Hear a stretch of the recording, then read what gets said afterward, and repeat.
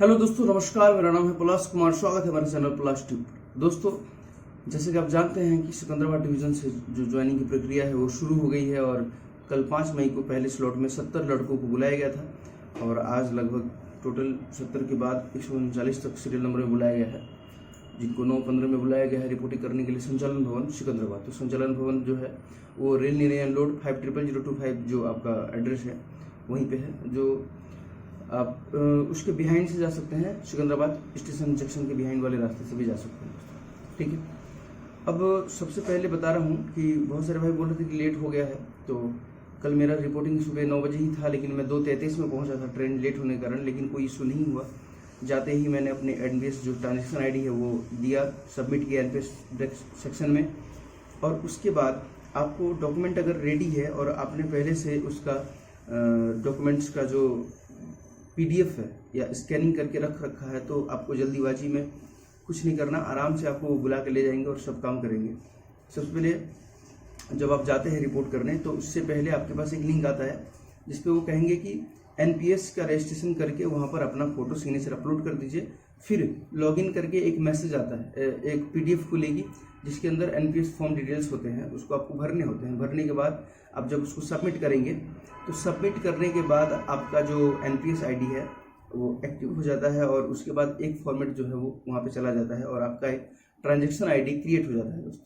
तो transaction ID जब create होगा तो वो ट्रांजैक्शन आईडी ही आपको जाकर सबमिट करना है एनपीएस सेक्शन में। उसके बाद वो जो ऑफिशियल सिकंदराबाद डिवीजन का ग्रुप है, उस ग्रुप में आपका जो फॉर्मेट है वो डाल देंगे, जिसके बाद उस फॉर्मेट का आपको 3 सेट, मतलब 7-7 पेज होते हैं, उसके 3 सेट निकलवाने हैं और तीनों में आधार कार्ड, पैन कार्ड और पासबुक अकाउंट जो है उसका पासबुक का जीरोक्स लगा के तीनों में उसके 2 सेक्शंस होते हैं पीछे, उसमें साइन करना है दोस्तों। और उसके बाद एपीओ जो है असिस्टेंट पर्सनल ऑफिसर्स, उनके साइन और मोहर लगवाने होते हैं तीनों में, और उसके बाद वो आप सबमिट कर देंगे।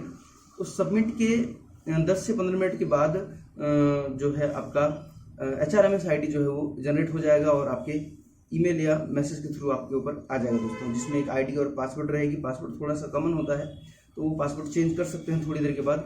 और उसमें एक और लिंक रहेगी जहाँ पे आपका जो रिक्वायरमेंट होगा, जैसे फोटो, सिग्नेचर और कुछ भी, उन सब को भी आप उसमें डाल सकते हैं दोस्तों, ठीक है।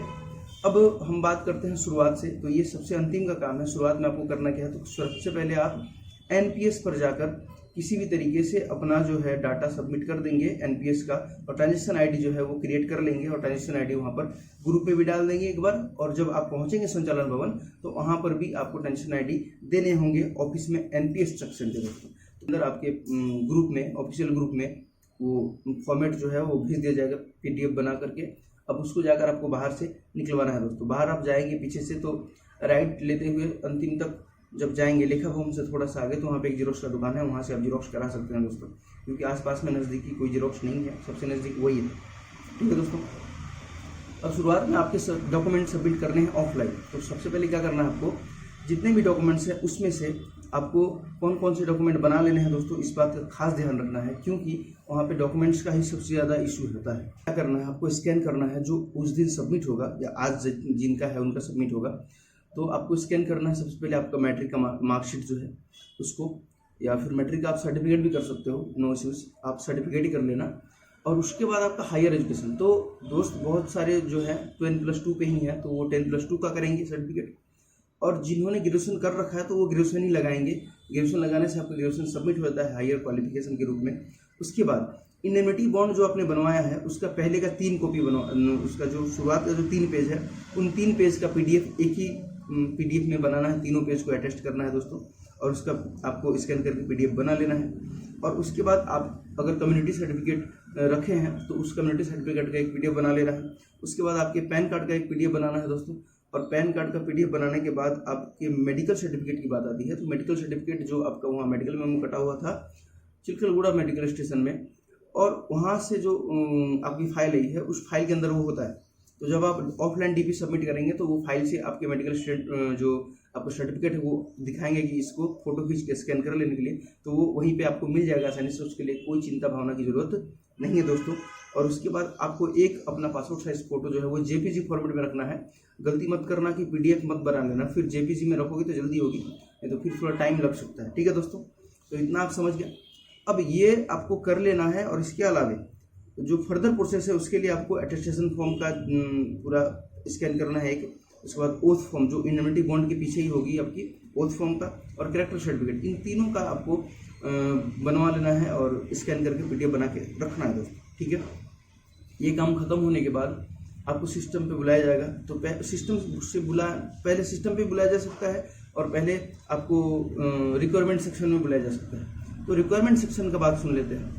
तो रिक्वायरमेंट सेक्शन में पहले आपके सभी जितने डॉक्यूमेंट्स चेक लिस्ट में मांगे गए थे उन सभी डॉक्यूमेंट्स को वो जांच करके रखेंगे और आपके फाइल में सबमिट कर देंगे, और उसके बाद वो थोड़ा पूछेंगे। तो यहाँ पे सबसे बड़ी बात ध्यान रखने हैं दोस्तों, 2-3 चीज़ प्रॉब्लम क्रिएट कर रही है जिसका ध्यान आपको रखना है। जैसे आपकी सिक्योरिटी का साइन प्रॉपर ना होना, सिक्योरिटी का जो पे स्लिप या आधार कार्ड नहीं लगाना, या फिर अगर कैरेक्टर बनवाए हैं और एसडीएम ऑफिस से आपकी सील मोहर नहीं लगी हुई है तो ये चीज़ थोड़ा सा प्रॉब्लम क्रिएट कर रही है। बाकी कोई इश्यूज नहीं है दोस्तों, इन्हीं 2-3 चीज़ों से लड़कों को ज़्यादा परेशानियां झेलनी पड़ रही है, क्योंकि बहुत सारे लड़कों ने अभी सिक्योरिटी नहीं करवाया है और ना ही कैरेक्टर्स बनवाए हैं, और जल्दीबाजी में आने के कारण तो उनको थोड़ा सा परेशानी झेलनी पड़ रही है। तो इस बातों का ध्यान रखेंगे। अगर आपको भी ये नहीं हुआ है तो आप करके आएँ आराम से, नो इश्यूज। वो 15 दिन का टाइम दे रहे हैं, फिर से आपको बुला रहे हैं वहाँ पर कि आप 15 दिन के बाद आकर सबमिट कर सकते हैं दोस्तों। वहाँ पे जैसे आपका सभी डॉक्यूमेंट सबमिट हो जाएगा तो मेडिकल सर्टिफिकेट का फोटो देके वो आपको भेज देंगे कमर्शियल कैडर में, वाणिज्य संवर्ग, ठीक है दोस्तों। वाणिज्य संवर्ग में लगभग 4-5 ऑफिसर्स हैं, वहाँ पर आपका डाटा सबमिट हो रहा है। तो किसी भी आपके पास जहाँ पे लाइन नहीं लगी हुई है वहाँ पे लग जाए, अगर खाली है तो कोई दिक्कत नहीं है। वहाँ पे जाके और जितनी मैंने डॉक्यूमेंट्स बताया है जो आपको सबमिशन के लिए फॉर्मेट बनाना था, जैसे matriculation, higher education, PAN card, indemnity bond, community, PAN card, medical certificate और फोटो, इन सबको वो पर्सनल व्हाट्सअप नंबर देंगे, तुरंत आपको उस नंबर पे सेंड कर देना है। सेंड करने के बाद वो उसको आराम से अपडेट सबमिट कर देंगे। फिर वो थोड़ा बहुत पूछेंगे, अपना कॉलेज का नाम बताओ, कहाँ से ग्रेजुएशन किया था, कौन जगह है, वो सब भी डालना होता है उसमें, तो वो पूछ के डाल देंगे आसानी से। महज 10 से 15 मिनट में वो आपका कंप्लीट हो जाता है। उसके बाद उनके बगल में ही एक डीबीटी सर मिलेंगे, और डीबीटी सर के पास आपका थंब इम्प्रेशंस और सिग्नेचर होगा। तो सिग्नेचर जो है वो पेन टैप पे होता है डिजिटली, और उसके बाद आपके इस लेफ्ट हैंड के 5 उंगली के थंब इम्प्रेशन लिए जाते हैं। इसके बाद आपको कंप्लीटली कहा जाता है कि आप एनपीएस सेक्शन में चले जाओ। और उसके बाद ये दोनों काम सबमिट होने के बाद आपको एनपीएस सेक्शन में जाना है। एनपीएस सेक्शन से जो आपका जीरोक्स निकलवाए थे आप, उस जीरोक्स पे आपको एनपीएस सेक्शन में मुहर लगवाना है और खुद का सिग्नेचर करना है सिग्नेचर बॉक्स में, और उसके बाद एपीओ मैडम से मुहर के पास साइन करवा लेने हैं। साइन करवा के फिर से लाइन में लग जाइए, डीबीटी सर के पास ही वो सबमिट होता है। तो एनपीएस सेक्शन जब कंप्लीट होता है तो आपका एनपीएस का एक स्कैनिंग कर लेना, और ध्यान रहे कि सारे डॉक्यूमेंट्स जो है वो 2 MB से कम के हो। लेकिन अगर किसी भाई का नहीं हो पा रहा है तो वो भी नहीं घबराएं कि मेरा 2 MB से नहीं हो रहा है कम, तो कैसे करें। वो सर बहुत कोऑपरेटिव है डीबीटी सर, क्योंकि मेरा खुद का 3 MB का था, तो उनसे मैं बोला कि सर मेरा जो एप्लीकेशन है उसमें सर प्रो मांग रहे हैं, मतलब पैसे मांग रहे हैं कंपेयर करने के लिए। तो उन्होंने हंसा, बोला वो ठीक है मैं कर लेता है, करके लगा दिया। तो घबराने का नहीं दोस्तों, टेंशन नहीं लेना, बहुत ही स्मूथली काम हो रहा है। बस आपका डॉक्यूमेंट प्रॉपर होना चाहिए, तो आपको किसी भी तरीके का कोई परेशानी नहीं होगा दोस्तों, ठीक है। और इसके बाद वहाँ पे जब एनपीएस आपका सबमिट हो जाता है, उसके बाद आपको बोलेंगे वो घर जाने का, तो ध्यान रखना है। तो जब एनपीएस आपका सबमिट होगा तो उसके 10 से 15 मिनट में ही आपका HRMS ID क्रिएट हो जाता है, जनरेट हो जाता है, और वो आपके मेल या SMS पे आ जाता है। तो बस HRMS ID पर जाना है और जाकर आपको वहाँ पे लॉगिन करना है। लॉगिन के बाद ध्यान रखें सबका पासवर्ड जो है बहुत हद तक कॉमन रह रहा है, 1 2 3 टेस्ट लगा के, और उसमें सिर्फ एक स्पेशल कैरेक्टर चेंज करके। तो उस पासवर्ड को आप फॉरवर्ड करके चेंज कर लीजिए, और आपके मैसेज में ही एक छोटा लिंक और दिया होगा जिसमें आपको लिखना होगा कंप्लीट डिटेल्स। तो उस मैसेज पर जाकर आपकी जो रिक्वायरमेंट होगी उसको आपको डालना है दोस्तों, ठीक है। तो इसके बाद जब आपका वो कंप्लीट हो जाए तो आप आराम से अपने घर निकल जाइए, क्योंकि उन्होंने बोल रखा है कि घर जाने के लिए, और जब भी शेड्यूल आएगा वो आपको बुला लेंगे। अब शेड्यूल की बात कहें तो वहाँ पे 3-4 ऑफिसर्स थे, तीनों ने अलग अलग तरीके की बात कही। शुरुआत में तो मैडम बोल रही थी कि 9 तारीख को भी बुला लेंगे, फिर उन लोगों ने अपने में तेलुगु में कुछ बात किया, तो फिर बोले वो लोग कि अभी 2 से 3 महीने तक It may take at least 2 to 3 months. Okay ना? Be ready for that. लिया जाए। फिर मैडम ने एक कहा कि 9 जुलाई को आपका ट्रेनिंग शुरू होगा। तो ऐसा करके बहुत सारे बातों ने कहा, तो उसका रिकॉर्ड भी इसमें डाल दूंगा और ग्रुप में भी डाल दूंगा। मैंने रिकॉर्डिंग करी थी अंदर। इसके बाद आपको घर चले जाना है। जब आप पर्सनल ग्रुप में तो है ही, तो पर्सनल ग्रुप में आप खुद मैसेज करेंगे वो लोग कि हाँ आपको कब आना है, कब आपको ट्रेनिंग के लिए पूरी तरह प्रिपेयर्ड होकर आना है, तो आप आराम से उस समय आ सकते हैं दोस्तों। ठीक है, तो हम लास्ट में HRMS ID के बारे में बता देंगे। तो उम्मीद है कि आपको इस वीडियो से फ़ायदा मिलेगा और कंफर्टेबली जाकर आप आराम से अपना जो प्रोसेस है वो कंप्लीट करवा सकते हैं और बिना किसी बेझिझक तरीके से आप सब कुछ करवा के घर जा सकते हैं दोस्तों। तो वीडियो अगर अच्छा लगा और वीडियो से थोड़ी भी जानकारी मिली तो वीडियो को लाइक करके चैनल को सब्सक्राइब कर दीजिएगा, ताकि फिर जो वीडियो बने वो तुरंत आपके पास पहुंच जाए। और क्षमा चाहूँगा कि रात को प्रॉपर वीडियो नहीं बना पाया, क्योंकि रात को मैं लगभग 10:30-11 बजे घर पे आया था और जल्दीबाजी में बहुत ज़्यादा वीडियो बना दिया, क्योंकि कल आज वाले लड़कों को बहुत ज़्यादा ज़रूरत थी वीडियो की।